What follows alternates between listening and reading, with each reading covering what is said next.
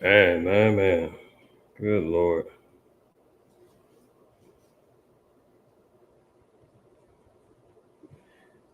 All right, Shalaki, y'all. Everybody that was able to come back onto the live. I had to end the last live stream, start a new one.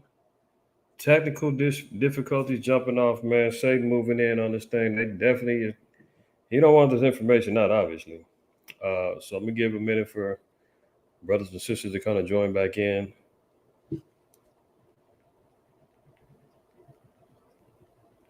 And I'm gonna briefly recap where we left off, and then I'm gonna jump into the rest of the information. I'm gonna briefly go back over where we left off because essentially this is a whole new class, a whole new live. Probably the old one I'm gonna end up deleting because I'm gonna just do a whole nother one right now, man. So hang in there with me. We're gonna get through it.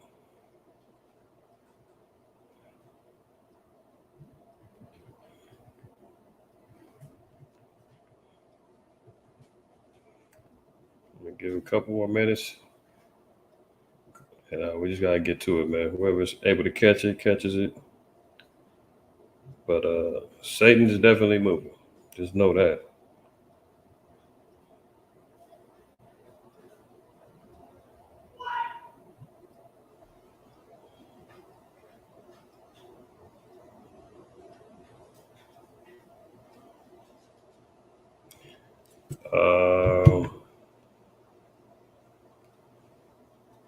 Yeah, come on in, family. Come on in.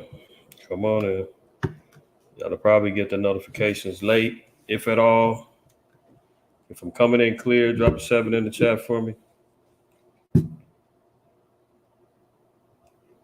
If I'm coming in clear, drop a 7 for me. Bawa Kasha.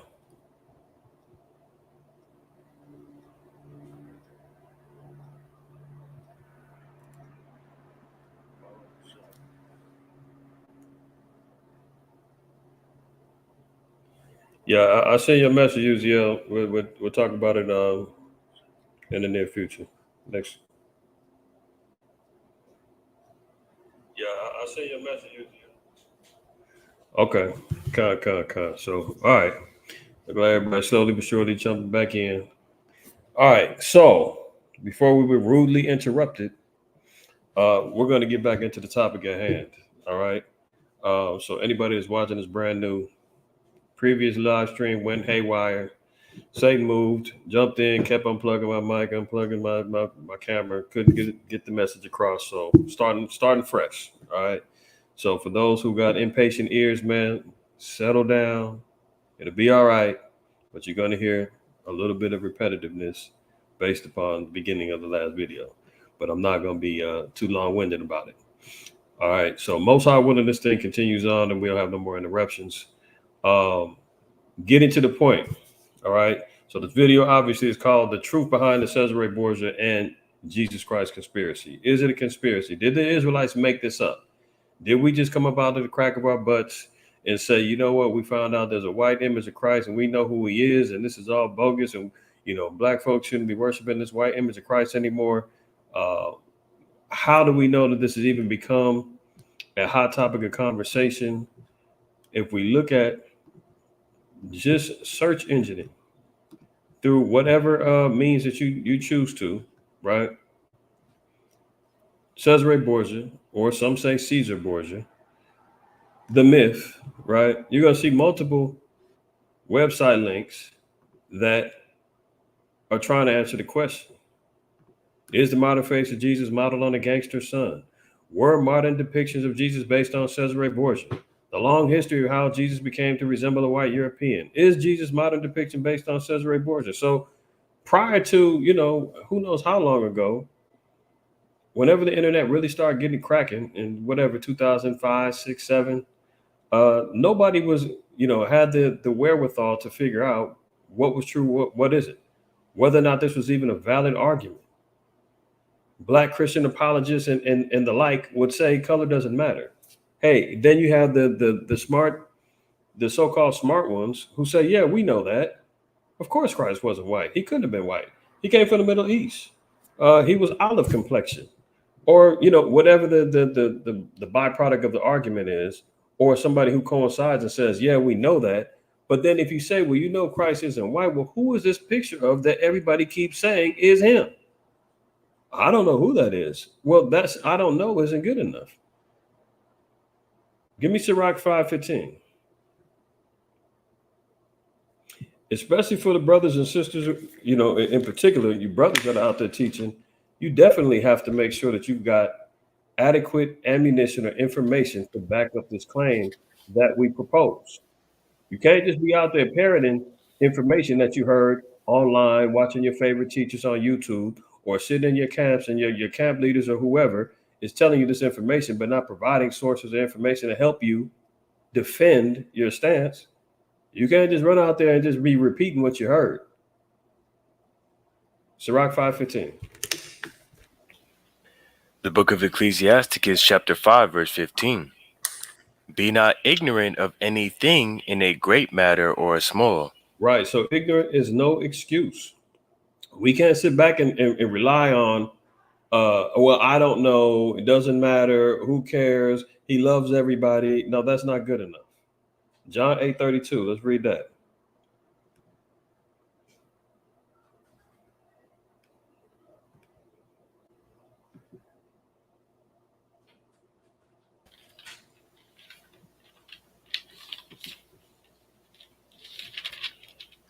The book of John, chapter 8, and verse 32. And ye shall know the truth, and the truth shall make you free. So the truth matters, okay? So contrary to popular belief, as the Christians and whosoever may be saying, it doesn't matter. You guys are making color a bigger issue than it really needs to be done. Clearly, the people who decided to change imagery thought that this was a big enough thing to do in order to control a populace of people. It's not a light thing to say color doesn't matter, or who cares, or we know that's a lie and just be settled with that. No, you got to get to the bottom of it, because Christ said that the truth is going to make you free. So the truth definitely is important. If we know that this is wrong, then what's the truth? See, here's a fact-checking site called Snopes. Snopes is like the biggest government-backed, you know, fact-checking website. Every time you try to find a truth or myth or anything else, this is the first website that pops up, and they're going to tell you what's true or what isn't. Very similar to, like I made mention of, the Ministry of Truth in the book 1984 in the movie. The Ministry of Truth tells you about history. The Ministry of Truth tells you what isn't and what isn't right. Let me get that real quick, and we'll see.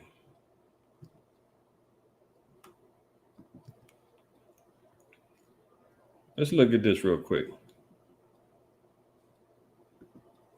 Ministry of Truth in 1984. If anybody doesn't know about that, it's a book. I think it was written in the 40s, right? But there's a particular division of the government called the Ministry of Truth. Now, in the book, it says the Ministry of Truth, like the other three ministries, has an iconic name. It purports to be focused on the pursuit of truth. In fact, the ministry is concerned with erasing the truth of the past and present and replacing it with whatever the party deems correct. Those in charge of the ministry decide what the truth is. Okay? So in this book, same thing you hear about the term Big Brother and all of that. The Ministry of Truth was a part of the governmental party that controlled the narrative in regards to information. The Ministry of Truth is a misnomer. It is misnamed as those within its walls actually serve the opposite purpose: to falsify history and the present in order to suit the beliefs and intentions of the party. That's what everybody in the world is victims of right now. The controlled narrative of religious institutions and functions and denominations, governmental structures and power authorities have created a myth in regards to Christ being white. And the Israelites are the ones who brought it up and said, this is bogus, this is false. As a matter of fact, we know who this guy is that you're putting up as the new image of Yahweh Shai. Notice we always clarify what we say. The new image. We don't say that this is where it started. This is where Snopes tries to insinuate why it's wrong. Okay. So you see here is the model face of Jesus modeled on the gangster son. They've come to the conclusion that it's false. Remember, this is the ministry of truth. They tell you the truth is really a lie, and the lie is what is the truth, if that makes any sense at all. Right? Here's the reason why. So, getting right to the point, an online encyclopedia of dubious merit asserts the rumor as a little-known fact, crediting French novelist Alexandre Dumas as Salaki for the notion that Borgia influenced many images of Jesus Christ painted during and subsequent to his career. So they're saying that, oh, this came from Alexander Dumas. He's the one that spread the false narrative that all the many images of Christ is all Cesare Borgia. So they're saying this came from a quote encyclopedia of dubious merit, right? Now, here's their point. Such images imply that the relatively standardized modern depiction of Jesus emerged in 1490. So they're saying that the modern day depictions of Jesus emerged in 1490. So they're basing it upon dates, right? But historians might argue otherwise. Although the Renaissance produced a vast quantity of the most prominent depictions of Jesus, listen to that, remember, the Renaissance produced a vast quantity of the most prominent depictions of Jesus. So the Renaissance is very important in the promotion of the imagery of Christ. Plenty of artworks antedating 1490 bear the same visual qualities that were purported based on those of Borgia. So their point is that there's imageries that exist prior to Caesar Borgia being born or Cesare Borgia being born that had a white man with long brown hair already. So it couldn't be Cesare Borgia. There was already white images that look like Cesare Borgia, but they predate him. For example, contrary to claims that Jesus' now common characteristics emerged in 1490, artworks of the Middle Ages and early Renaissance depicted Jesus in very much the same way the latter artworks did. So they're saying, contrary to the claims that the now common characteristics emerged in 1490. So what they're saying is, even though the Renaissance is highly responsible for all of the images that we see of a white Christ and white imageries of Mary, the angels, so forth and so on, they had a heavy influence on it. And anybody purporting that white Christ came out in 1490, that isn't true, because they've got some from Giotto di Bondon's 1305 mural of the Lamentation of Christ depicts or features a white man with long brown hair, and Sandro Botticelli's 1487 Madonna of the Pomegranate. Now, it's very interesting. Well, that's okay. We don't have to worry about that. Pomegranate depicts a similarly featured infant Christ and others, right? So they're saying we've got pictures of white Christ in the 1300s. Give me Proverbs 25:2. So their counter argument, which is really about to get cut up, is it can't be Cesare Borgia because there's earlier images of white Christ. Our counter argument is no duh. We always date everything to the Renaissance. We always acknowledge during the Renaissance period, this is when this image became popular. This is when this image was created. Now, give me that Proverbs 25:2.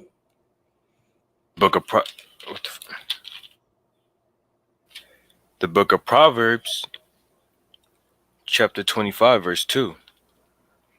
It is the glory of God to conceal a thing, but the honor of kings is to search out a matter. Right. So it's the honor of kings to search out a matter. So if something is concealed, we're already understanding that Christ even told us that we got to know the truth. The truth is going to make us free.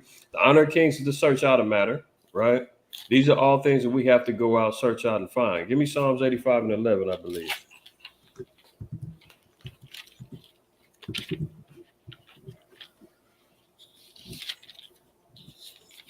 The book of Psalms, chapter 85, verse 11. Truth shall spring out of the earth, and righteousness shall look down from heaven. That's right. So truth is going to spring out the earth. How does truth come out the earth? Through archaeology. Through those means of research. You know, one thing that we got to give the so-called white man credit for is we always talk about him being a cunning hunter, as was told to us in Genesis, the 25th chapter. But not only is he a cunning hunter of animals, humans, fish, so forth and so on, right? But he's a cunning hunter even when it comes down to archaeology. He's searching out matters. He's digging. He's brushing down, trying to date to antiquity in particular artifacts that he finds. This dude is on a mission. And guess who reaps all the benefits of it? We do. Because the Most High said that he's going to put a spirit on him to hunt. He's going to find things, and it's going to help develop truth for us. We'll be able to establish the truth, right? So let's look at this. We see here, Shalaki, let me go here, right? So for Snopes and anybody else, the question isn't whether or not there were earlier depictions of Christ pre-1490. We know that there was. Our point of contention is we've got imageries of him from the 7th century, as we see here. This is well before the 1300s that they're standing on. Here's another one in the catacombs of Rome. Domitilia, Yahushua and the disciples being dark. Afros, right? Dark skin. So if we're saying we've got imagery, we've got information, we've got artwork that predates your 1300 finds and they were dark. Now you're finding stuff in the 1300s saying it was changed. He's a white man now with long brown hair. Then we get more artwork that comes from the 14th, 15th century where they're black again. And then there's a renaissance that comes in and now is going back to white again, being the dominant. Here's a video, and this is where we got cut off before that I'm going to share. Okay. Most High willing it doesn't stop.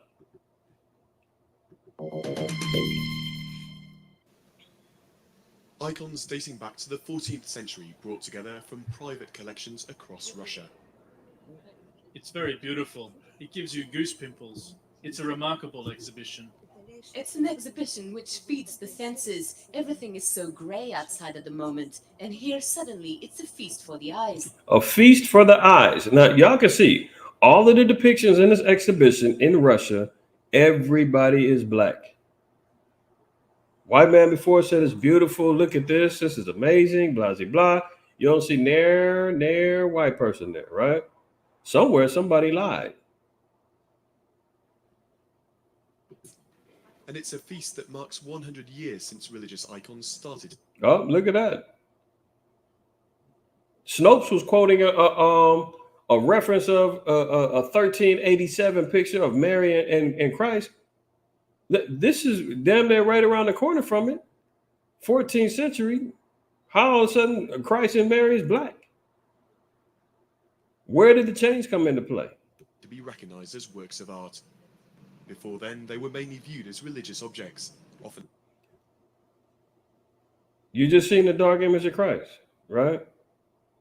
Left blackened over the centuries by the passage of time and added layers of paint. И научились снимать эти поздние записи. When we learned how to remove the dark layers, we discovered underneath an overwhelming beauty. Did you hear that? She said when we learn how to remove the dark layers. So they had darker layers on top of them and they had to even lighten those up.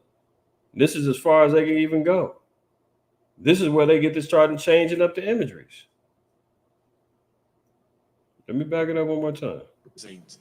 И научились снимать эти поздние записи. When we learned how to remove the dark layers, we discovered underneath an overwhelming beauty, to such an extent that it shocked André Matisse, who was in Moscow at the time. He said, it's here that artists should come to learn to paint, not to Italy. Учиться жил. So they're saying that artists should come to Russia to paint, not to Italy. Well, where are we finding these depictions of CESARE Borgia coming from? Italy. Out of Rome, out of the Catholic Church, of whom his father ran, and he was head of the military in the church. CESARE Borgia, that is. So in other words, he's saying, don't go to Italy where they're lying. This is where you're going to find real antiquity and art. А не в Италию совсем. But today, only a small number of these masterpieces remain. Most were destroyed during the Soviet era. Oh, there we go. He said, today there's only a portion remains. Most got destroyed during the Soviet era. Why are they destroying these things? That's the question. Give me Psalms 83. Let's get that. That the name of Israel shall be no more in remembrance.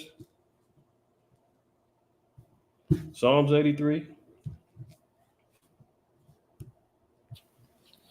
The book of Psalm, chapter 83, verse 1. Mm-hmm. Keep not thou silence, O God. Hold not thy peace, and be not still, O God. For lo, thy enemies make a tumult, and they that hate thee have lifted up the head. They have taken crafty counsel against thy people, and consulted against thy hidden ones. They have said, Come, and let us cut them off from being a nation. How do they do that? They not only lie to us about who we are, they distort and give us disinformation and spread us out and scatter us through religion, which comes from the Latin word religare, which means to tie down, fasten, and restrain. They gave us religion, give us different denominations, give us all this folly, then give us white Christianity, saying it doesn't matter. Your white savior is going to forgive you. You got to forgive me for everything I did to you. So now there's a conspiracy that's lined up that they're trying to hide and destroy any aspects that link us to being the children of Israel. Finish that up. That the name of Israel shall be no more in remembrance. Mm-hmm. It's no more remembrance. Now, let me rewind this a little bit. Let's go Listen at to the her time. again. He said, it's here that artists should come to learn to paint, not to Italy. Учиться живописи, а не в Италию совсем. But today, only a small number of these masterpieces remain. Most were destroyed during the Soviet era. То есть это спасено. These icons are the survivors. If museums hadn't saved them, they wouldn't exist. This is what is left. She said if the museums hadn't saved it, there would be nothing left. It would be completely destroyed and disappeared. If y'all remember last week when I had DSTM and I showed you the article that Paramount, who bought out MTV, completely destroyed all of the records of MTV.com, any videos, any information that they had about MTV, completely gone. They wiped the memory of MTV off the map. And I was showing that was a modern day depiction of book burning, historically trying to destroy the history of anything that existed. There was one guy that got interviewed. He said, man, 7 years of my life is now wiped away without a trace. There's nothing that could connect him to saying he worked with MTV, that he did anything for MTV. If anybody looked up any information on MTV 2 years from now, 6 months from now, there's nothing to be found. So imagine if you got generations that pass by 10, 20 years from now, if we're still here, and you're telling your grandson or your son how there used to be this TV channel, MTV, that showed video, they're going to say, that can't be true. There's nothing I can find on the internet that even acknowledges that. They try to do that with these images. All praise to the Most High that he held up Eastern Europe and Russia as being the last place to have the Renaissance be affected. As we're hearing during the Soviet era is when they really started destroying all of these images and trying to get rid of the evidence. The Most High preserved some. That's why we read Psalms 85 and 11. Truth is going to spring out of the earth, right? And even in Revelations 12, it tells you that the earth is going to help the woman. How's the earth going to help the woman? Via archaeology. Was that it in Psalms? I just need to get to that point. All right, let's read that in Revelation real quick. Revelation 12, 16.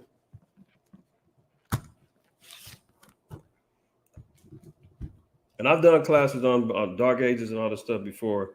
Y'all can look on the channel and find it. I'm really not trying to go too deep onto that. I really want to get back to the point, but this is relevant. This is relevant to what we're talking about. Revelation 12, 16. The book of Revelation, chapter 12, verse 16.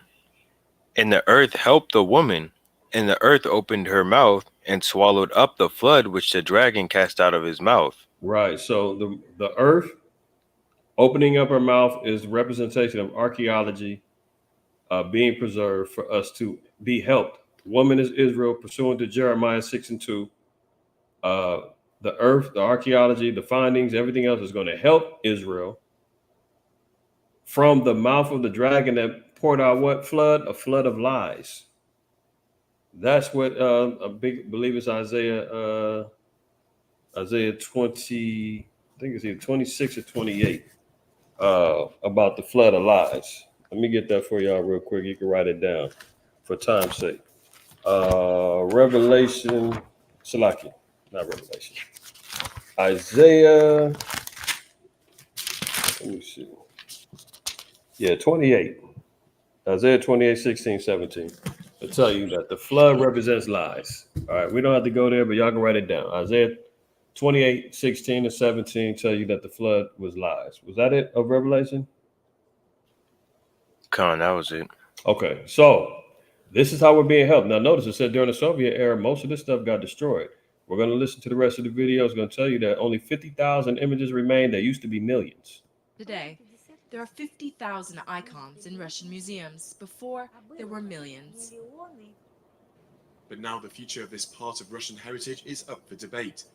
Are the icons best held by museums, or should they be returned to the country's churches?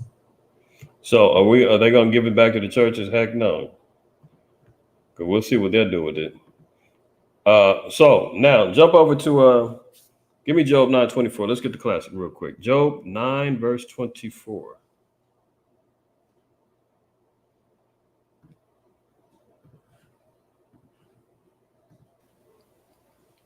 The book of Job, chapter 9, verse 24. Mm-hmm. The earth is given into the hand of the wicked. He covereth the faces of the judges thereof. If not, where and who is he? Right. So if the earth has been given into the hand of the wicked, the power and control of the earth has been given into a wicked people, right? And when they get power, they're going to change the faces of the judges. Well, what did they do? They had what was known as the Renaissance era. They changed the faces of the judges. Well, who were the judges of the earth? The children of Israel are the judges of the earth. Simply put, man, if you're going to court, what are they going to judge you on? Laws, right?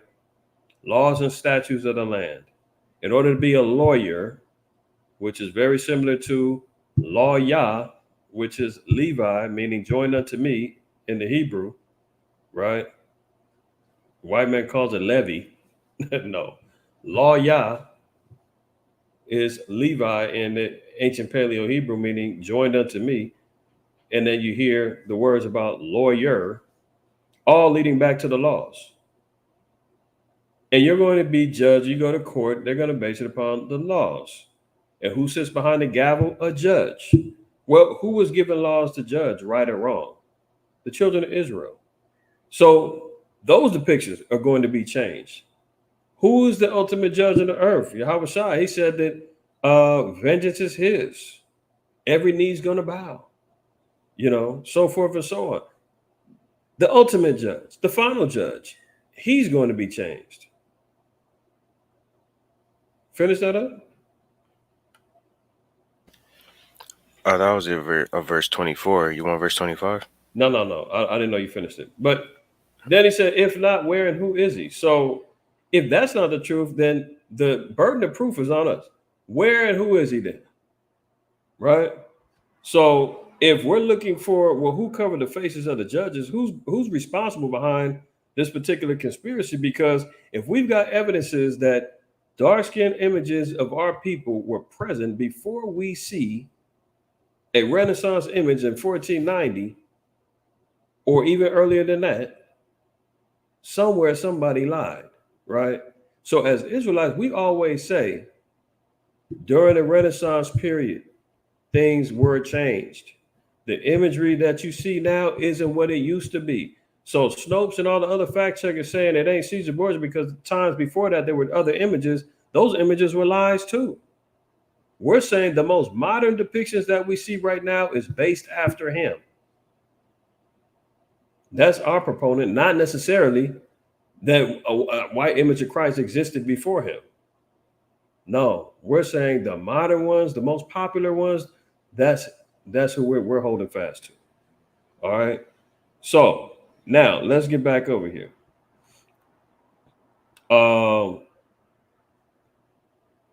Give me Deuteronomy 29 and verse 29. And then I want Deuteronomy 4 and 15. This is important too. Deuteronomy 29:29. And this is important because even if we're looking at imagery, we're looking at these particular icons, so forth and so on, the law still even prohibited us from even engaging in them things.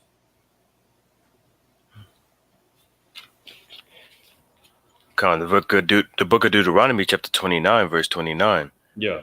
The secret things belong unto the Lord our God, but those things which are revealed belong unto us and our children forever.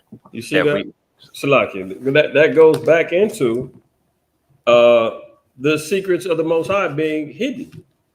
The honor of the Most High is a concealed thing. Glory of the Most High the glory of a king is a search out of matter. Now he's saying that secret things belong unto the Lord, our power. But those things which are revealed belong unto us and to our children forever. So once we get the revealing, even when you're reading Revelation 1, I'm not going to go there because y'all already know Revelation 1, 13 through 15. A revelation is a revealing. And when we read verse 11, and Christ told John the Revelator, everything that you see, write it in a book. He said, document it. Why? Because it's going to be ours forever. We need to make sure that we understand and know this revelation, this revealing that John seen in his vision. We need to have that and hold on to that forever. And that's what he said. He saw the Son of Man, dark skin, white woolly hair, red eyes, had a garment down to the foot, girt about the paps with a golden girdle, and all the rest. So he said that these things are going to be revealed, belong unto us and to our children forever. Go ahead. That we may do all the words of this law. That we can do all the words of the law. Jump over to Deuteronomy, the 4th chapter now, and let's read 15. The book of Deuteronomy, chapter 4, verse 15. Take ye therefore good heed unto yourselves, for ye saw no matter of similitude on the day that the Lord spake unto you in Horeb out of the midst of the fire, lest ye corrupt yourselves and make you a graven image, the similitude of any figure, the likeness of male or female. You see, this is why we can get caught in sticky waters and muddy waters, as they say, creating or making images of any similitude of any figure. Why was that forbidden? Why is that a problem for us? Hold that and go to Psalms. Give me Psalms 96 and 5. We're going to go back to Deuteronomy, Psalms 96 and 5.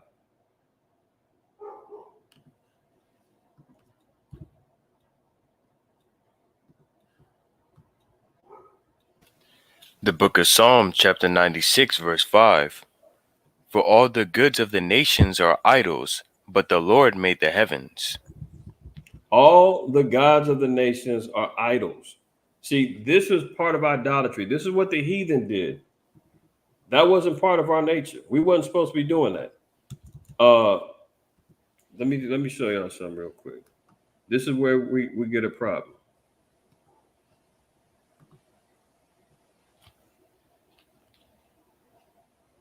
And don't get me wrong. There was a time where we used to do the same thing. You know, having T-shirts with this is the true image of Christ. Black man, white woolly hair. Oh, you know, we're making our own visual aid saying this is what Christ looked like. We don't know that, and we was wrong to even make that assumption. Saying this is what Christ really looked like. No, that ain't the case. We definitely can't say that.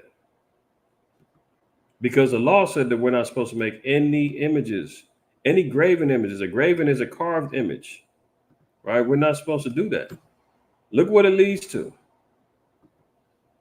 Y'all seen this before? I'm sure y'all have. Christ the Redeemer statue out there in Brazil. Look at the people lined up to see this big old idol out there. This thing is like 480 feet tall. This is why the Most High said, don't do that, because this is what's going to lead to. Jump back over to Deuteronomy 4. Down in Brazil, they're over here flocking. This became, obviously, a sight to be seen, tourist attraction. People go there, give honor and worship to the statue. We weren't supposed to do it. And you see who it looks like.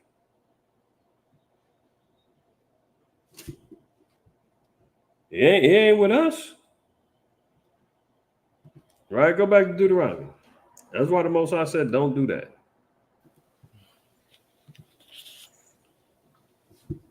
You want to pick up at verse 16? Yeah, come 16 again. All right. Deuteronomy chapter 4, verse 16. Lest ye corrupt yourselves and make you a graven image, the similitude of any figure, the likeness of male or female. So we see the Christ the Redeemer statue down there in Brazil. You see it in the Catholic churches. You see them in the Christian churches. You're seeing it all over the place in the cathedrals worldwide. Carved images, statues of Mary, statues of Christ, statues of angels, statues of gargoyles at the top of the damn churches trying to scare away birds. You know, all of these things. The Lord said we're not supposed to be partaking in any of those things. That's why creating the imagery is off. We're not supposed to be creating anything of any likeness. So we had to repent and say, dang, we was wrong years ago when we used to be writing, drawing images of Christ. And of course, it was just to combat the fact that he wasn't white. But at the same time, all we got to do is rely on what thus saith the Lord says. If the Bible contradicts already what the popular image shows, we don't need to create a new image and say this is more what he looked like. You don't need to do that. The Bible already gave you verified description. We always like to play baseball. 3 strikes are out. Number one, we just got to read out of Snopes that he had long brown hair. That's off because the scripture said that he had white woolly hair. Feet like it got burnt brass. That's strike 2. Red eyes. That's strike 3. I mean, we can go on and on. We don't need to create an image and say, this is what he looked like. He ain't look like this. No, now we're in sin. Now we're off. Jump back to verse 17. Because what did it lead to? Idolatry. That's what the nations did. The nations always said they needed an image to see and believe. The nations needed something to observe and go visit and bow down to and touch and feel. We didn't need to do that. Read 17. Go ahead and read down to 19. Verse 17. The likeness of any beast that is on the earth, the likeness of any winged fowl that flieth in the air, the likeness of anything that creepeth on the ground, the likeness of any fish that is in the waters beneath the earth. And lest thou lift up thine eyes unto heaven, and when thou seest the sun and the moon and the stars, even all the host of heaven, shouldest be driven to worship them and serve them, which the Lord thy God hath divided unto all nations under the whole heaven. See, all the nations, everybody got opportunity and seen all these things. The nations decided to make gods out of them. And the Lord said, I don't want you falling into that trap. So don't even attempt to try to make any imagery. Now, fortunately for us, these images that we have, the dark age images and all those things, those are all helpful for us to uncovering the truth. At the end all be all, when we're in the kingdom and all that, we ain't going to have no images. But it helped us because remember, Revelation 12 said the earth is going to help the woman. So these are things that the Most High left for us. That's the glory of the Most High concealing a thing. The honor of the king to searching out a matter. So what we have left was to help us find our way back, if that makes sense. 1 Chronicles 16. Let's go there. 1 Chronicles 16. Let's pick it up in verse 24 down to 26. 1 Chronicles chapter 16, verse 24. Mm-hmm. Declare his glory among the heathen, his marvelous works among all nations. For great is the Lord, and greatly to be praised.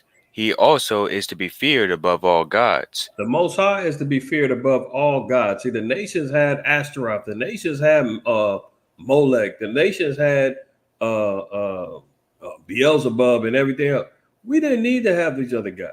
The Most High, remember, he said in Deuteronomy, what is it? I think it's 32:29. We said, I am God, there is none else. There's no other God with me. The nations, they got their gods, they got their idols and all that, but our God, our power, Yahweh, he's above them all. They're subservient to him. That's like giving your dogs a toy, a chew toy and all of that. That ain't for you to be running around grabbing and chewing on the damn chew toy and saying, yeah, I want to play just like the dogs. No. He said, that's a harsh analogy. Well, Christ called a woman a dog in Matthew 15:24. So yeah, no, it's a proper analogy. You don't take the bone and get, be chewing on it and doing all that too. No, you're a Lord over all of that. And you say, I gave him the bone to go play with. That's for him to play with. That ain't got nothing to do with us. But we can fall into that. Was that it down to 16? I mean, excuse me, 26?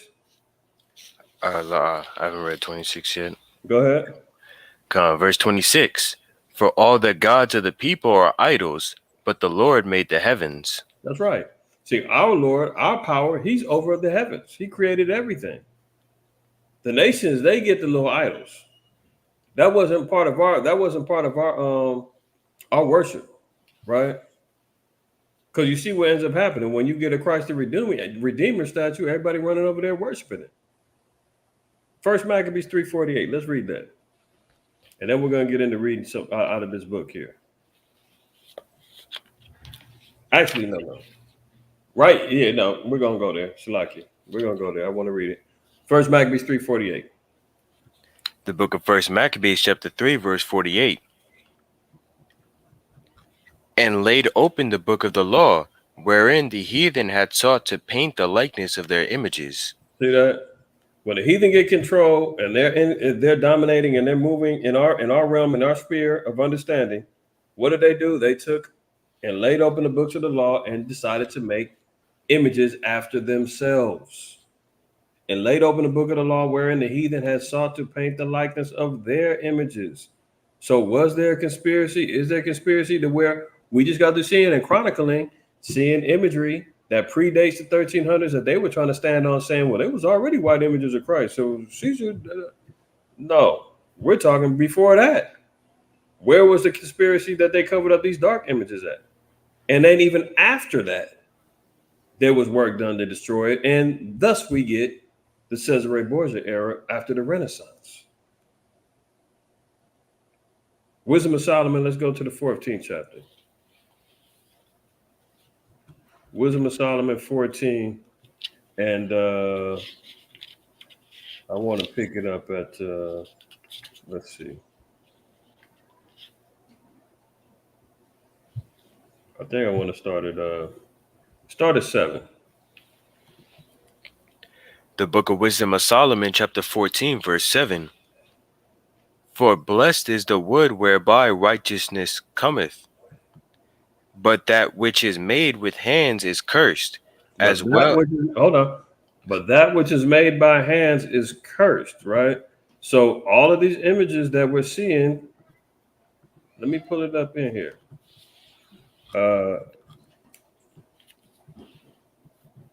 Wisdom of Solomon.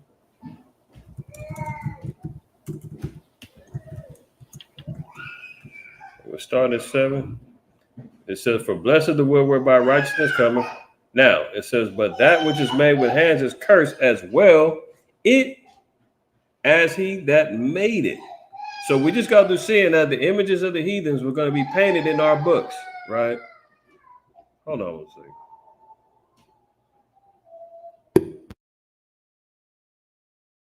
All right, Shalaki, go ahead.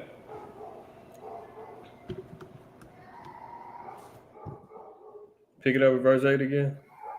Salakia, verse 8. But that which is made with hands is cursed, as well it as he that made it. He, because he made it, and it, because being corruptible, it was called God. Right. Go ahead. For the ungodly and his ungodliness are both alike hateful unto God. So we're seeing what all these idols that get created. In particular, we're going to be discussing about this image of our Savior that was created. It says it's corruptible because the people that made it were corrupted. They were cursed, ungodly, and hateful towards the Most High. So when a white man with his God complex pops in and says, I'm going to be God, I'm going to be the new image of God, all of my sins and my past transgressions, I'm going to play on your black and Hispanic guilt, that if you want salvation, you're going to have to look to me to be saved, an image of me, and all must be forgiven. This is why our people are so apologetic when it comes down to literally the doctrine of apologetics and Christianity, Catholicism, so forth and so on, as well as literal, emotionally apologetic and forgiving for all of the accursed things that they did to us, all of the atrocities, all of the oppression. We got to look at that white image and say, man, shoot, if I don't forgive this white man, I'm not going to be forgiven because look, my Savior is white. I can't have hate in my body. But they're hateful to the Most High by even creating an image to depict themselves to be like the Most High. Continue on. For that which is made shall be punished together with him that made it. Go ahead. Therefore, even upon the idols of the Gentiles shall there be a visitation, because in the creature of God they are become an abomination and stumbling blocks to the souls of men, and a snare to the feet of the unwise. You see that? Stumbling blocks to the souls of men and snares to the feet of the unwise. How does it become a stumbling block? Because people are saying it doesn't matter. Oh, we know that already. I don't want to be racist. Color doesn't matter. Oh, he was olive. He was all colors. Nobody ever saw him. All of these narratives, I'm sure all of y'all have heard these before. But remember, it says these are the idols of the Gentiles. It says every creature by the Most High, they become an abomination, stumbling blocks to the souls of men, right? Continue on. For the devising of idols,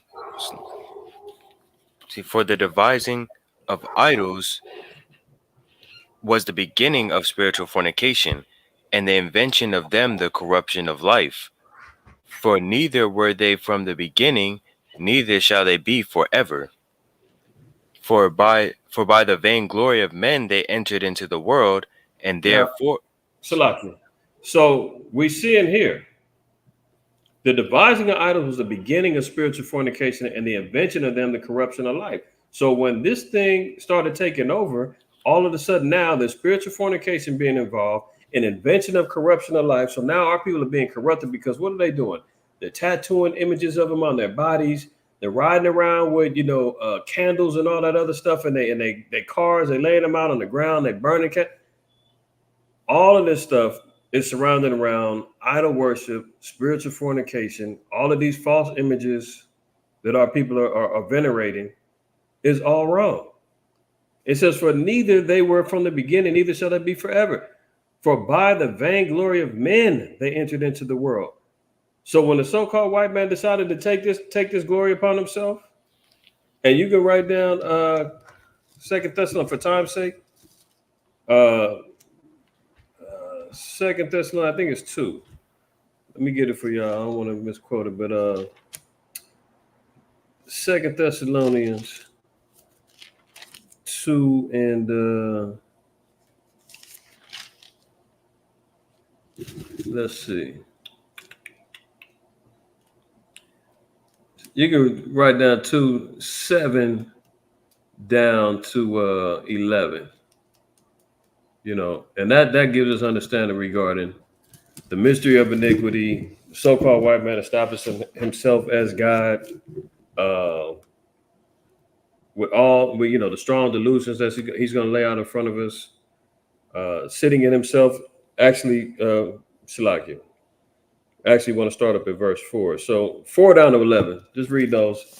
This is going to precept wisdom of Solomon and the downfall of our people and the arrogancy of the so-called white man.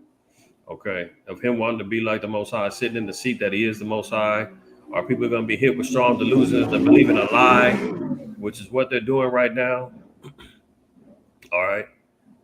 Continue on. Back in wisdom of Solomon.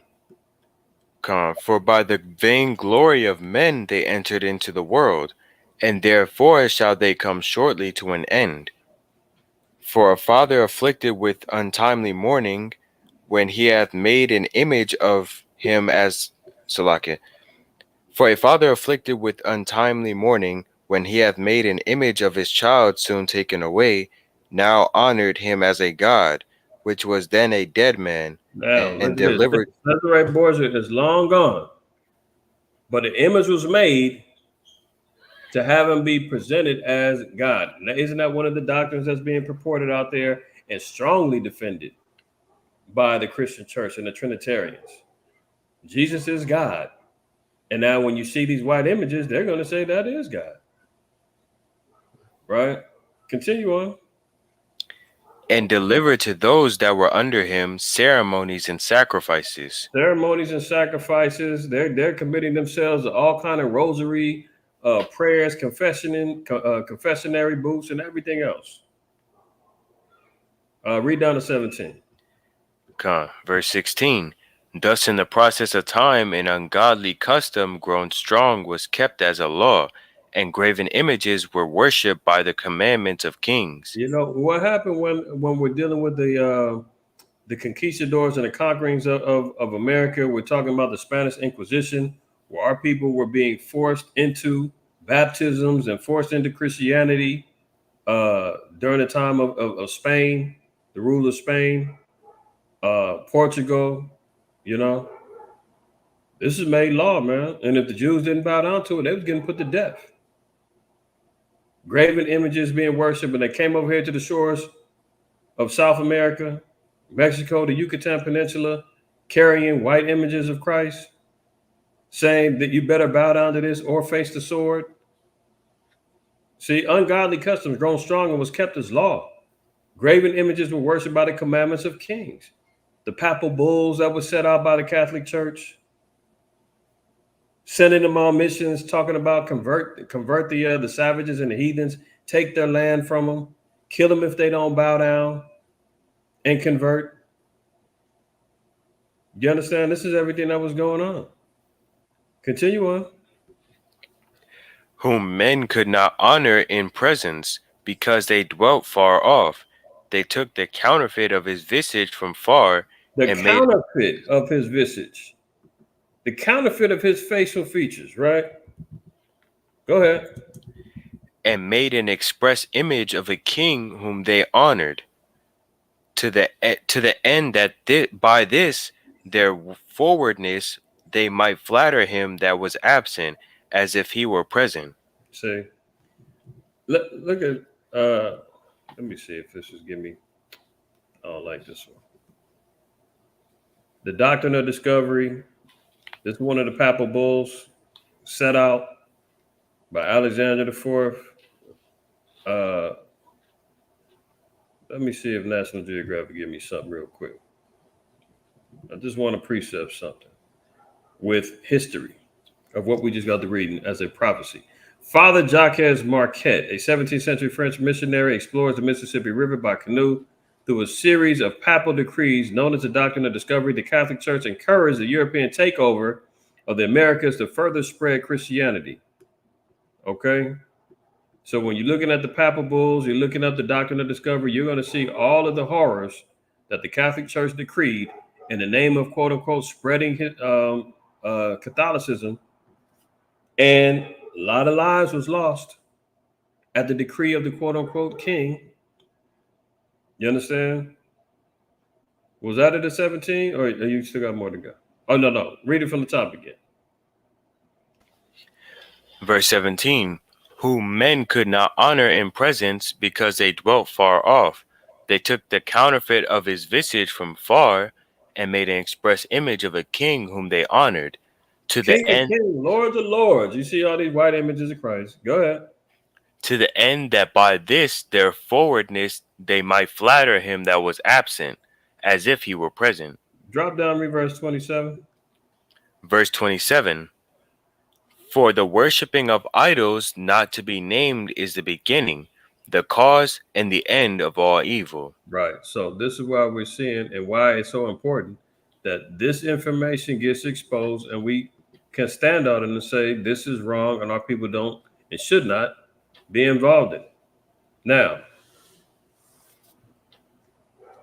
here's some history. There's some information. Take this as a class/Library Chronicles. Haven't done a Library Chronicles in a long time. Here's one for you.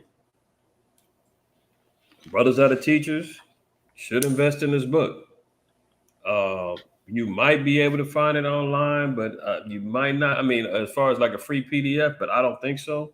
If you can't, it's not that expensive. You get on Amazon or Goodreads. I think it has them. You know, the different outlets you can find them. Cesare Borgia, His Life and Time, Sarah Bradford, right? Let's look into this. Let's look into it. Now we're seeing different images. Here's the imagery that you know, our people, grandma got it in her living room. You know, auntie, she got it in her living room, in her bedroom, looking down over her as she lays in the bed. You know, then you got these particular images of Cesare Borgia. Okay. So getting a little history real quick. This is Pope Alexander VI in 1471. Cesare was made a bishop at age 15 and a cardinal at the age of 18. Now, this was very young to be getting these particular titles. So if you're a bishop, that means you're the head, you're the leader over a church. Now, he was given this power at 15. That was unheard of during these times. But this is how power hungry and how elevated Pope Alexander Rodrigo, as his name is, Rodrigo Borgia, elevated his son at 15, made him cardinal at 18. Right. So Cesare is elevating quickly within the church structure. Now, mind you, the church is pretty much running all of Rome. There was a documentary, not a documentary. There was a movie series called The Borgias back in early 2000s. Came on Showtime. You might be able to still find it online. Not even you might. I'm sure you can. I just don't know what streaming service provides it. But if you look up The Borgias by Showtime, you'll see this particular series that came out. I think it was like 3 seasons that came out at the time. And you'll see how the Borgia was running things. Okay. At this point in history, the Pope directly ruled over a kingdom that dominated central Italy from its capital of Rome. Did you hear that? The Pope directly ruled over a kingdom. It wasn't about the king. The king had to get permissions from the Pope. This is why we just got the reading about the doctrine of discovery and the papal bull of 1493 coming directly from the Pope, sending out missionaries and sending out cardinals and bishops and armies to destroy, conquer, colonize various places throughout the world, killing much of our people at the hands of the Catholic Church. So the Pope really ruled. All right. Pope Alexander had appointed his pride and joy captain general of the church, the supreme commander of the Papal States Armed Forces. So Cesare had a title of captain general of the church. See, the church had their own armies. He was the captain general over the church. 1497, Captain General Giovanni Borgia was found floating lifelessly in the river Tiber. Now, Giovanni Borgia was his brother, and he had problems with his brother. It was suspected that he killed his brother for the title of Captain General. Okay, 1497, Captain General Giovanni Borgia was found floating lifelessly in the river Tiber. Cesare left the church, inheriting his brother's role, titles, and wealth, plus the title Duke of Valentinios as a gift from the Pope's staunch ally, King Louis XII of France. So Duke of Valentinios was one of the titles that Cesare Borgia carried. Captain General of the church was one that he carried. He was also a pope and a bishop in the most powerful church in the world. If you look now, you see the Vatican, man, they can extradite under their own laws, you know, these corrupt pedophile priests. They got their own bank. They got all kind of matters, man. It's a self-operating state, the Vatican over there, right? And they've had all kind of corruption going on over there, but no charges get filed. They're pretty much annexed from any outside laws. So it's still kind of being ran in the same fashion. Why do you think the Pope can roll around and in his wheelchair and getting his hands kissed and everybody run out there to go meet him? It's like he's the king of the world. They were operating in the same fashion, but in complete wickedness. Now, this is from Snopes. This is the part I want to highlight. This is why it's important that we know that for all intents and purposes, clearly, there was a reason why new imagery needed to be made within the churches.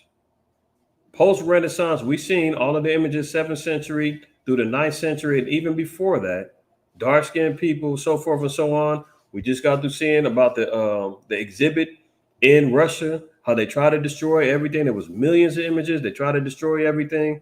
They had what was left over, 50,000 images left. They were saying, should the church have them, or should they stay with the exhibit? Now, watch this. Snopes cuts themselves. The need for representation of Christ's life in Italy was based on official practice within the Western Church. From the time Pope Gregory the Great, images were valued both as lessons for the unlettered and as aids to worship. So they knew that images were important because this is how they were going to establish worship. This is why we just got to reading everything in Wisdom of Solomon 14 and in Deuteronomy 4 about us not creating images or any likeness of any similitudes. We weren't supposed to do that.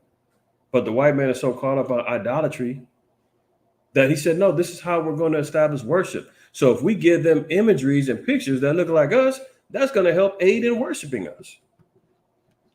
Scenes from Christ's life were thus desirable in churches, on frescoed walls and painted altarpieces, and also in portable form, in illustrated books and small altarpieces suitable for private consumption. Images were meant to enhance the experience of the faithful, both in communal and individual worship, and devotional treatises gave instructions for how to use pictures to enter more fully in sacred history. So they're just showing you how important it is to create images in the mind, to create idols in the mind. Why that's part of the quote unquote church structure. This is why the Israelites were so against the churches. This is why we're so against religion and denominations, is because it's formed around idolatry. And remember, we just got the reading. That is the beginning and the first forms of evil. But here they are trying to institute it, saying nothing's wrong with that. Let me finish this up. In the 14th and 15th century, such pictures often occurred in series that allowed viewers to trace the progression of events. 14th, 15th centuries, we're talking about the Renaissance period. This is what they said. These pictures often occurred in a series that allowed viewers to trace the progression of events, but the stories of Christ's life were also represented in independent easel paintings, especially in the 16th century and after. So they're clearly saying that the Renaissance was an important period in time when they really pushed the issue of Christ's life and the independent and his representation. And why it was put into the churches, because they wanted to establish aids of worship. This is why them black images got taken out and the white ones got replaced. Now look at this on the first page of the book. Hopefully this is y'all can't see it. I'm gonna zoom in on it. Okay. Cesare Borgia's name has been a byword for evil for over 5 centuries. I didn't say it. Sarah Bradford did. So when we see, brothers get out there, man, I remember we should teaching in Hollywood years ago. Image of Cesare Borgia or the fake white Christ, crossing him out, devil horns, the whole nine, man. It was one brother in particular. He used to see us and he used to say, y'all played a dangerous game. Y'all played a dangerous game. You shouldn't do that. That's Jesus. But we should cut him up, man, and send him running with his tail tucked between his legs, because he had the audacity to tell us that we were committing blasphemy, that we were playing a dangerous game, and that we should not be doing that. But hold on. For centuries, that man, his family, has been known to be evil, a byword. He was born the illegitimate son of Spanish Cardinal Rodrigo Borgia, later Pope Alexander VI, into a world which has been called the Golden Age of Bastards. The princely courts of 15th century Italy swarmed with the ruler's children, struggling for a career through the war, the church, marriage, or not infrequently assassination. Wielding the sword and backed by the power, wealth, and prestige of the papacy itself, Cesare at 27 became the most feared, hated, and envied man in Italy, earning himself the reputation of the terrible Valentino. Cesare was accused of, listen to this, so when brothers say this, he was a murderer, incest, blah, blah, blah. Where? How can I find that out? Here's a book. They don't, because of course they're going to say, you black Israelites make up everything. No. We've got proof, text. historians that back up what we're talking about. CESARE was accused of murder, rape, incest, robbery, and treachery. Much the same charges were levied at his father, the Pope. So Pope Rodrigo was involved in much of the same, like father, like son. Let's continue. Oops. Let's blow this up some. Sexual license applied to laymen and clerics alike, talking about during the time of Rome, during the time of the papacy rule. What was going on? Shalakia. Oops. Let me go this way. Okay. My bad. What's going on during papal rule? Okay. Sexual license applied to laymen and clerics alike.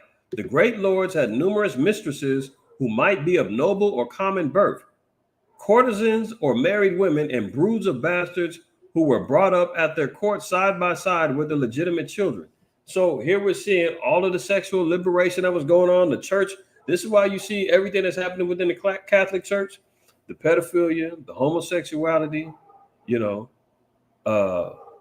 the orgies, everything that's going on. Yeah, y'all seen? I brought out a DSTM article maybe 2-3 months ago. There was a priest. Did he die? I can't remember if he died or nothing, but one way or other, man, they were having orgies in the church, and orgy parties, and one of the dudes had took too much Viagra and got jacked up. These are the popes. I mean, this is what's going on in the church. The fathers and the cardinals, bishops was going on. Ain't no different. They were doing the same things back then. Sexual license applied to laymen and clerics alike. So didn't matter your position, high, low, everybody was getting it on. Adultery, running wild, quote unquote, illegitimate children being popped up all over the place. Right? Look at this. A thriving population of whores served as swarming clerics in Rome, and the conventual orgies described in Artenios the first Ragiomenti were not figments of the author's imagination. Incest and sodomy were accepted, though officially frowned upon. Did you hear that? A thriving population of whores served as swarming clerics. Go to 2 Maccabees chapter 6. Give me 2 Maccabees, the 6th chapter, and let's see an example of that playing out. You can start at 1, just read down to 4. We'll just get right to the point. The book of 2 Maccabees, chapter 6, verse 1. Not long after this, the king sent an old man of Athens to compel the Jews to depart from the laws of their fathers, and not to live after the laws of God, and to pollute also the temple in Jerusalem, and to call it the temple of Jupiter, Olympus, and that Angarism of Jupiter, the defender of strangers, as they did desire that dwelt in the place. The coming in of this mischief was sore and grievous to the people. So we see that there was a concentrated effort for the Greeks of Athens to pollute the temple, have false gods be worshipped, the Jews to leave off their laws. What's going on today in the Catholic Church? What's going on in the Christian church right now? The laws are done away with. You can go ahead on and get that tattoo with Jesus on you. Doesn't matter. You can grab your rosary beads. You can say 10 Hail Marys. Your sins are going to be forgiven. Bow down to these statues. Make sure you burn some candles and incense towards your prayers. You know, all of this matters. They were doing the same thing in Greece, man, corrupting our people. Now we're seeing here in the 1500s, during the time of Cesare Borgia and the rule of his family and the Catholic Church, they was getting it on. Go ahead. For the temple was filled with riot and revelling by the Gentiles, who dallied with harlots and had to do with women within the circuit of the holy places, and besides that brought in things that were not lawful. Did you hear that again? Look at this. I'm gonna just pull it up. Senior Polish bishop resigns after priest caught up in a gay orgy scandal. Okay, just in case y'all thought I was lying or making it up. Bishop Kazak's diocese admits serious violation of moral norms after Polish police called the party to attended by a male sex worker. What did we just read? Read that again in verse 4. For the temple was filled with riot and revelling by the Gentiles, who dallied with harlots and had to do with women within the circuit of the holy places, and besides that brought things that were not lawful. Right. So they were bringing in unlawful things into the temple, having orgies, prostitutes up in there. What do we just get to read? What are we reading right here? A thriving population of whores serviced the swarming clerics in Rome, and the conventual orgies described in Aretino's the first Ragionomenti were not figments of the author's imagination. Incest and sodomy were accepted, though officially frowned upon. Let's see. Let's look at some more. Let's see. Did I miss a piece? Okay, down here.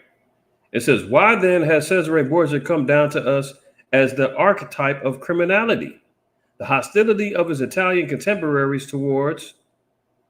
Now, notice it says Cesare Borgia is the archetype of criminality. Same guy that people are sitting out here worshiping is the archetype of a criminal. Now it says, why then has Cesare Borgia come down to us as the archetype of criminality? The hostility of his Italian contemporaries towards him and his family can be partially explained on the grounds of their Spanish blood. Let's look down here. Racial prejudice, however, is an insufficient explanation for the devil figure which Cesare represented to his contemporaries. So when we're saying that this white man is the devil, this image is the devil, where do we get that from? Was this some shock value thing that the Israelites made up? Did we just decide to say, oh, you know what? Yeah, this is the white man the devil speaks of. Not only is the Bible saying it, but you have other historians and authors saying this was the type of character that this guy represented. He was like the devil in the flesh. So, yes, when the Israelites are saying this, we ain't making it up. We didn't just decide to come up with it and come out of some cliche thing. We're looking at historians depicting him saying this stuff. Racial prejudice, however, is an insufficient explanation for the devil figure which Cesare represented to his contemporaries. It is their constant references to his, quote, dangerous nature which give us the clue. Cesare Borgia was a dangerous man with one quality above all which made him so, a driving ambition which was the key to his whole life, the underlying theme of his complex character. Dropping down, it says, moreover, Cesare deliberately created his own myth by calculated acts of terror. Now notice he said created his own myth, as we're reading about, the myth of Cesare Borgia being Jesus Christ. Keep that in mind. Y'all seen that? And as I typed it in the search engine, Cesare Borgia Jesus myth. What does it say? Moreover, Cesare deliberately created his own myth by calculating acts of terror, veiling his life in secrecy, which gave his sudden brutalities and lightning moves added impact. So we're seeing the character of this guy, right? Devilish. He was also totally amoral, vengeful, treacherous, and deceitful. The great dissembler, as Machiavelli described him, a man apparently incapable of deep and lasting human affection, except perhaps for his sister Lucretia. Love the sister Lucretia, huh? Okay, let's continue.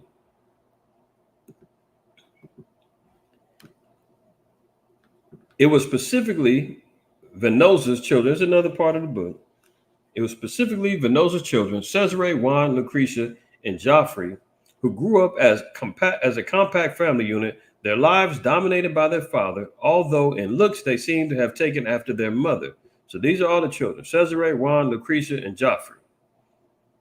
Now, look at this. None of them seems to have inherited the broad strength of their father's face, nor the powerful curve of his nose. All of them, Cesare and Lucretia in particular, received from him his physical resilience and strength, his buoyant good spirits and charm. Cesare was tall like his father, but the finely proportionate figure for which he was noted had nothing of Rodrigo's heaviness.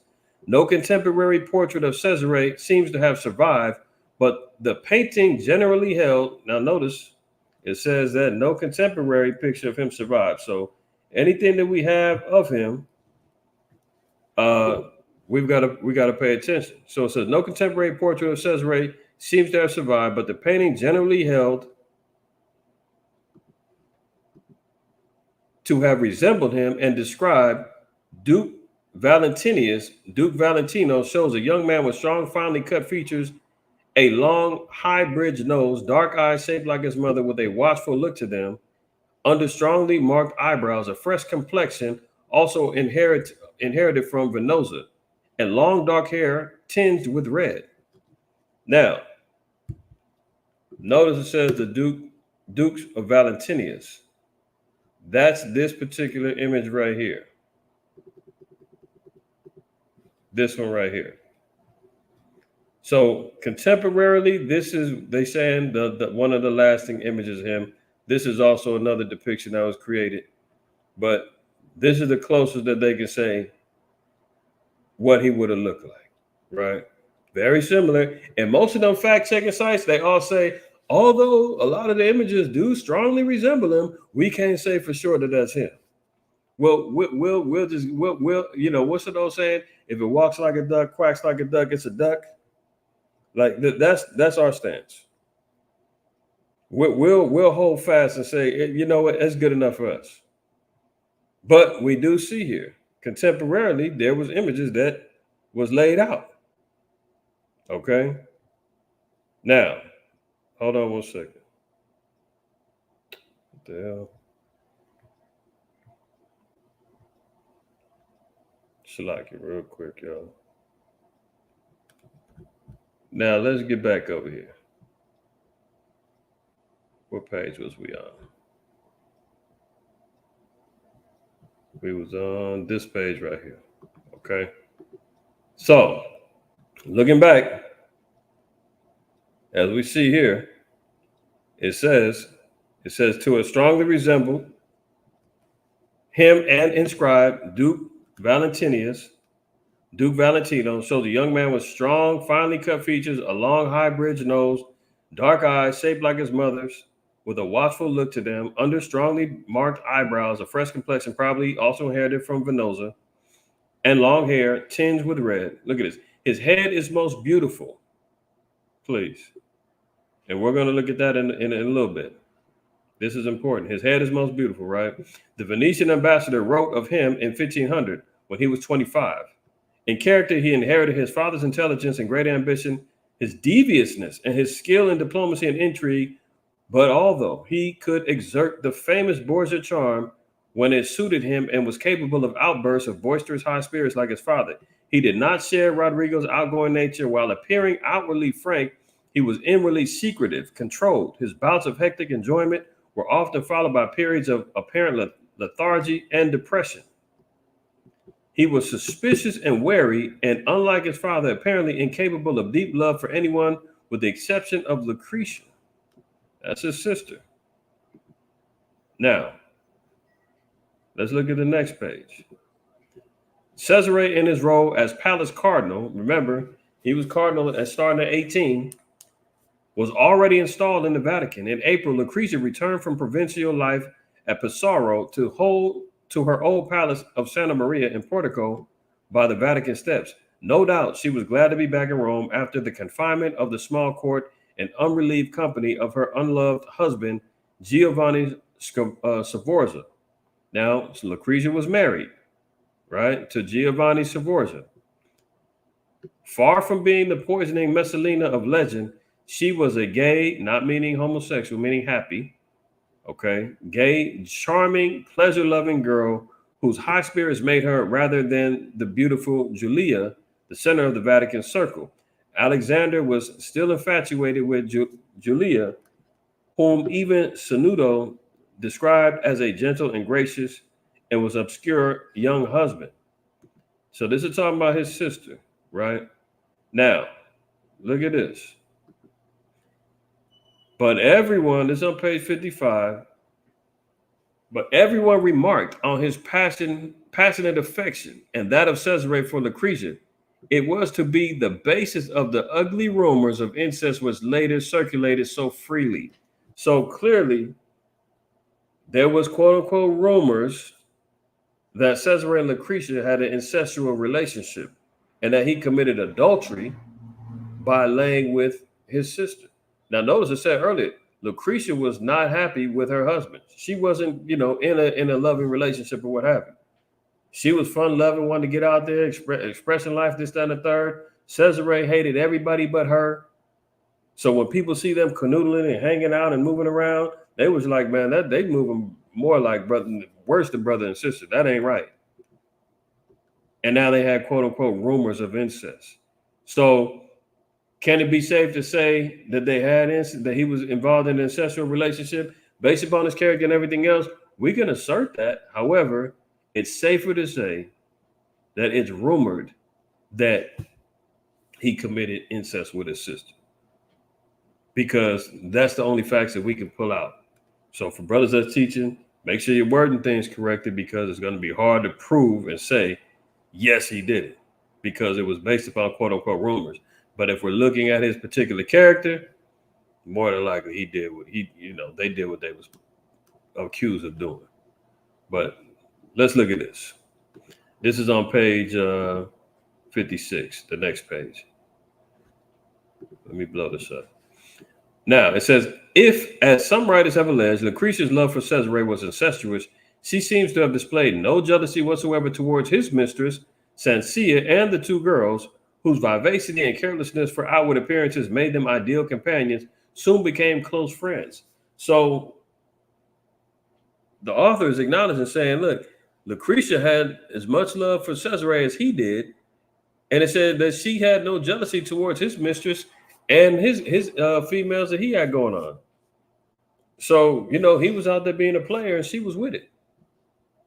His own sister. Continuing on.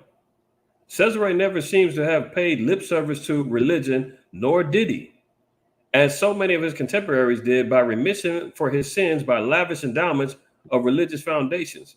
So notice it says he never paid lip service to religion.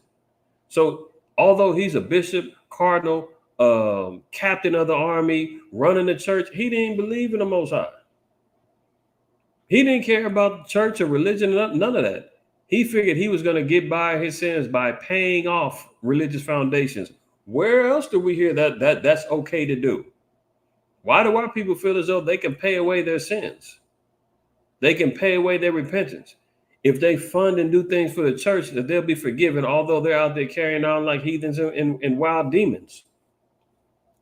Oh, we ain't got to do nothing. Pay a little money. Donate a little bit here. It's okay. I don't even go to church, man, but I always make sure I drop them tithes off. Lord, forgive me. I'm helping the church. Where do they get them ideas from? Oh, them same white images that they're bowing down to, them same white images they burning candles to. Caesare never seems, remember, these were images to help create forms of worship. Remember that we just read in Snopes? And that yellow bracket? The imagery, everything was all built around how they wanted to have people worship. So just like their image that they love, what did he do? Caesare never seems to have been paid lip service to religion, nor did he, as so many of his contemporaries did, by remission for his sins by lavish endowments of religious foundations. Whether he was an atheist as Leonardo da Vinci was, is impossible to know. Remember that name. His father was commissioned Leonardo da Vinci, Michelangelo, to paint him as the new Christ. Well, we got to find out, is that true? Is that accurate or not? As Leonardo da Vinci was, is impossible to know. It is more likely that he never troubled himself over the question of the existence of God. Fortune was his deity. See, money is his deity. You understand? Give me Job 21. Job 21. And I want to read verse. Let me get right to the point. 13. Read 13 and 14. The book of Job, chapter 21, verse 13. They spend their days in wealth, and in a moment go down to the grave. Wherefore they say unto God, Depart from us, for we desire not the knowledge of thy ways. Go ahead. What is the Almighty, that we should serve him? And what profit should we have if we pray unto him? Now, see, although they're running around establishing papal bulls, colonizing land, killing who they're calling savages, which was us, they don't care about the Most High. They cared about what? Fortune, money, power. That's why they said they spend their days in wealth. They said, well, who's the Most High that we should worship him? What profit can we get out of it? Cesare Borgia, his father, Rodrigo, and the rest of the damn demons that was running the Catholic Church for centuries, they don't care about the Most High. This is tradition passed down all the way down to Pope Francis right now. So getting back to the book, it says fortune was his deity, and he relied on his own talents to make his way in the world. God, as far as he was concerned, did not enter it. So although we're seeing him purported as an image of God and Jesus, he didn't have nothing to do with it. He did not care. He didn't have no belief in the Most High. This was not a venerable image of a holy man that our people are bound down to worshiping. Okay, let's look on. Page 165. It was written in the form of a letter addressed to Silvio Savelli, a Roman nobleman allied to the Colonnas, whose lands had been seized with theirs and purported to have been sent from the camp of Gonzalo de Cordoba at Toronto, probably by a member of the partisan of the colonial family, after congratulating Savelli, who had taken refuge at the court of Maximilian on having escaped the fury and rage of these brigades. The letter went on to accuse the Borgias of being worse than the Scythians, more pernicious than the Carthaginians, and surpassing in cruelty both Caligula and Nero. So here we're seeing the rival families. Remember, you got to look at this like a mafia movie, man. You got rival families that they were going to wars with. They said that the Borgia family was the most ruthless, maniacal family out. Now, it says they were more perfidious than the Carthaginians, worse than the Parthians, surpassing in cruelty both Caligula and Nero. All you got to do is look at the histories about Nero, Caligula in particular. I remember going over this with the brothers a few months back, and there was a movie called Caligula. It was so vile and so X-rated, you could say, that they had to have porn people play in the movie, and Playboy had to produce it because of all of the nefarious activities that Caligula was doing. Bestiality, adultery, killing men, laying with his wives, doing all kind of stuff. I mean, Caligula was a raw demon. Nero as well. Nero burned down parts of Rome, blamed the Christians, had an insurrection where the Christians were getting killed, all because he burned down part of Rome as a conspiracy. And they said that the Borgias topped them. Now, look at this. It included every charge hitherto leveled against them: murder, specifically Bessigelli and Parado, robbery, and incest. Hello? Now, there's no rumors when they said that it included every charge. Now, everybody, the rival families that they was facing, all the other enemies that they had, they said, no, these cats was out here murdering, committing incest, robbing. This is the Borgia family.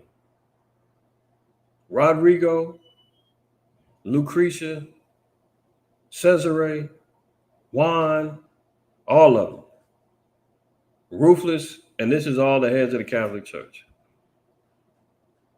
It says it included every charge hitherto leveled against him. So this has included everything that you heard about him is true. Murder, specifically of Missageli and Pirado, robbery and incest, adding the tails of the chestnut supper and the rutting stallions for good measure. So let me look down here. His father favors him, Cesare, because he has his own perversity, his own cruelty. Notice what it says here. His father favors Cesare. This is why Rodrigo loves Cesare, because he has his own perversity, his own cruelty. It is difficult to say which of these two is the most execrable. The cardinals see all and keep quiet and flatter and admire the Pope, but all fear him, and above all fear his fratricide son, who from being a cardinal has made himself into an assassin. He lives like the Turks, surrounded by a flock of prostitutes, guarded by armed soldiers. At his order or decree, men are killed, wounded, thrown in the Tiber, poisoned, despoiled of all their possessions. That's Cesare Borgia. All right. Continuing on. Leonardo da Vinci's influence. We heard about that. Leonardo da Vinci painted him up. Okay. Well, let's see. This is one point that we're going to have a little bit of an issue with, because in this particular book, I don't see any evidences that Rodrigo commissioned him to do that. But Leonardo da Vinci definitely painted images of him. Let's look. Cesare's constant preoccupation with the security of the states was clearly illustrated in his employment at this time of Leonardo da Vinci as his military architect and engineer. From Pavia on the 18th of August, Cesare issued a patent in which he described Leonardo as our most excellent and most beloved familiar architect and general engineer. So one of the facts that brothers have to make sure, and sisters who are just learning and trying to understand, when you're hearing Rodrigo Borgia commissioned Cesare employed Leonardo da Vinci as his military architect and engineer, and Leonardo da Vinci only worked for him for like a year. Okay, but let's continue. All right, so it says, Cesare issued a patent in which he described Leonardo as our most excellent and most beloved familiar architect and general engineer, who has our commission to survey the holds and fortresses of our states in order that, according to their necessities and his judgment, we may provide for them. They are to give free passage exempt from all public toll for himself and his company and friendly reception. So when Cesare employed Leonardo, he said, man, he give carte blanche. Let him do whatever he needs, whatever him and his company are needed to carry out my job, carry out the job of being a military architect, engineer, and creator. Let him have it. He needs everything he needs, give it to him. Okay. Now it says they're to give free passage exempt from all public toll for himself and his company and friendly reception, and to allow him to see, measure, and estimate all he may wish. And to this effect, they shall order men on his requisition and lend him all the help, assistance, and favors he may request. It being our wish that for all works to be done in our dominions, any engineer be compelled to consult him and to conform to his opinion. And to this may none presume to act in opposition, if it be his wish not to incur our indignation. So he said, do whatever we say unless you want us to get mad, right? Long story short. Now remember, we read earlier that Cesare wanted to establish his own myth. So here he is employing Leonardo da Vinci. Leonardo da Vinci entered Cesare's service sometime in the summer of 1502. He was certainly at the Urbino at the end of July and may possibly have accompanied Vitellozzo in Tuscany, since he drew maps of the Arezzo and Val di Chiana areas and remained in his employ until about the end of January 1503. During the time he worked for Cesare, he produced maps which must have been used during the campaigns, towns plans for Urbino, Cesena, and Imola projections for a revolutionary system of defenses at Imola, and for a canal to connect Cesena with Porto Centicano. So what his job was, he was creating maps, he was creating battle plans. Leonardo da Vinci's job. Okay. Artillery, engines of war, so forth and so on. Now, this is where we get to making the images. Here's his father, Rodrigo. Alexander VI, detailed from a fresco by Pinataricchio in the Borgia apartments, painted shortly after Alexander's accession in 1492 to the papacy. There's his father, Rodrigo, high-level demon. Now, look at down here. CESARE, 3 portrait sketches by Leonardo da Vinci executed during the period in which Leonardo worked as his chief engineer and architect from the summer of 1502 until about the end of January 1503. These are the only images that on record that we can say he drew of Cesare Borgia. Now, were these utilized to be commissioned as images of Christ? Very possible. Very possible. This is why all of the other fact checkers are saying the resemblances are so clear that we see that, yeah, we can see where it comes from, but we don't got enough evidence to say that it's so. Again, we say if it walks like a duck, quacks like a duck, it's a duck. They controlled the church. They controlled the narrative. They were ruthless. They wanted vainglory. You notice they said he was surrounded by prostitutes. Why wouldn't he exalt himself in the churches? Remember, they just got to saying that the churches needed imagery. They needed these things in order to create forms of worship. So if you got control of the church and you're able to exonerate and put up pictures, why not? Why wouldn't you do that? With an evil family like this? Here's another picture, same picture, but I just want to show you something.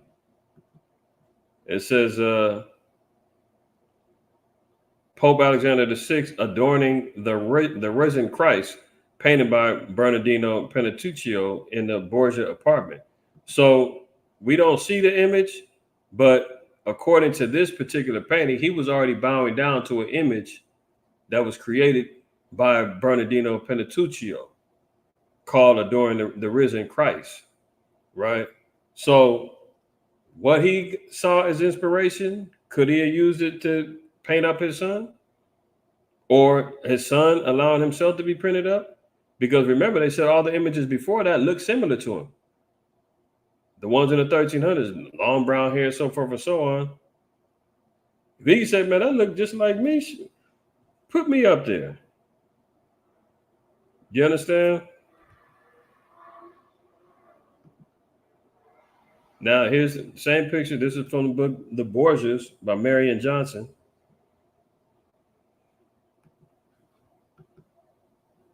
Right? Portrait sketches of Cesare by Leonardo da Vinci. After the fall of Milan and of his patron Ludovico il Moro, Leonardo found employment with Cesare as his chief engineer, his main task being to supervise fortifications. So Leonardo da Vinci was involved with military creations, maps, fortifying war machines, and all the other stuff. But at the same time, he was also creating portraits of Cesare Borgia. Here's Leonardo da Vinci's famous painting of the Last Supper.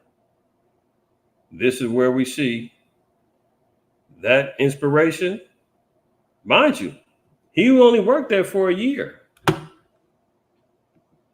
And if you see this image, oops. You see this guy, right? And then you see in this image, oops. I'm going to get it right, y'all. This image right here in particular, you see an uncanny resemblance of the two, right? This is Leonardo da Vinci's Last Supper painting. This is where we see the insertions of where the inspiration for this picture came from. Where we can say Leonardo da Vinci utilized portraits that he drew of Cesare Borgia to create the Last Supper paintings. purporting his boss as the image or post-Renaissance image of Christ, because we've seen what all of the other images look like. Oh, we got to change that. Rebirth, i.e. Renaissance. Okay. Now let's continue on in the book a little bit. Just over a month after Caesare's return to Rome on Sunday, the 29th of March, 1500, Alexander conferred upon him the offices and insignia of Gonfalonier and Captain General of the Church. So this is when he got promoted to be, he was Captain General of the Church, in a solemn ceremony attended by the representatives of all the Italian and foreign powers. The symbolism of the occasion cannot be escaped the watchful envoys.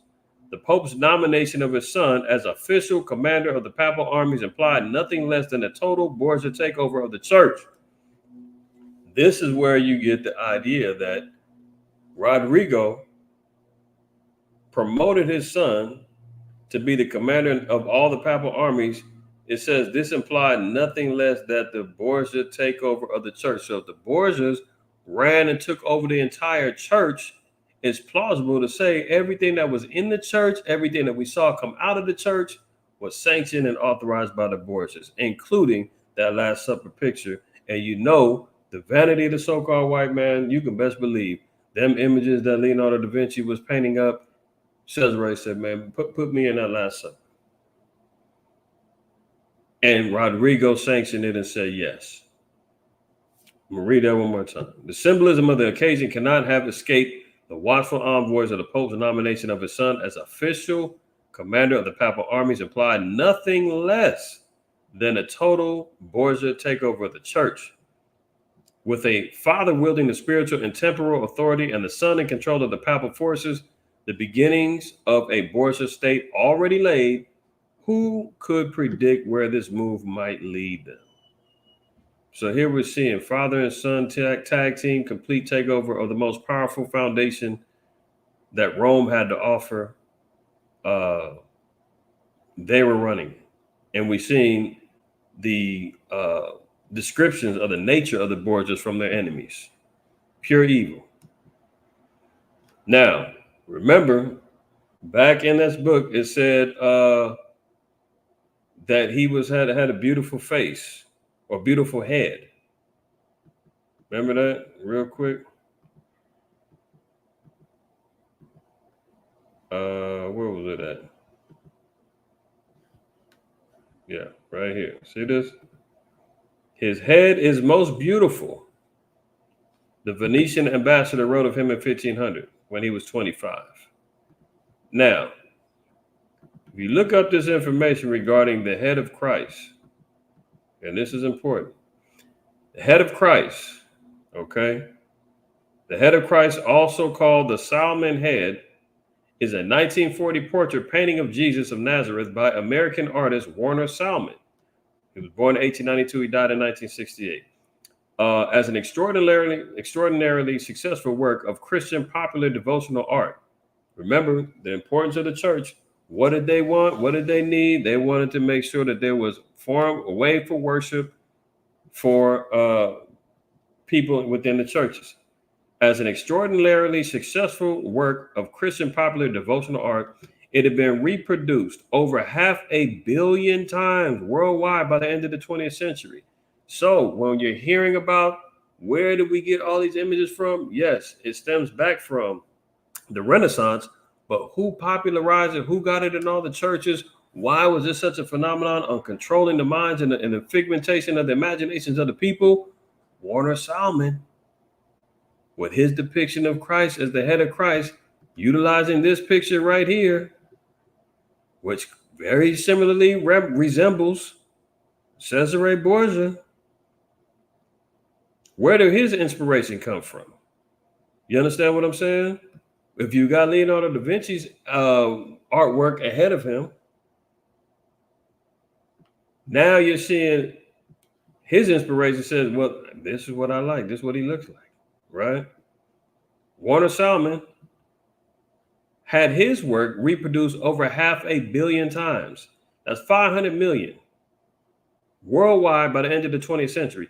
Enlarged copies of the work have been made for churches In a small pocket or wallet-sized prayer cards bearing the image have been mass-produced for private devotional use. See that? The idols?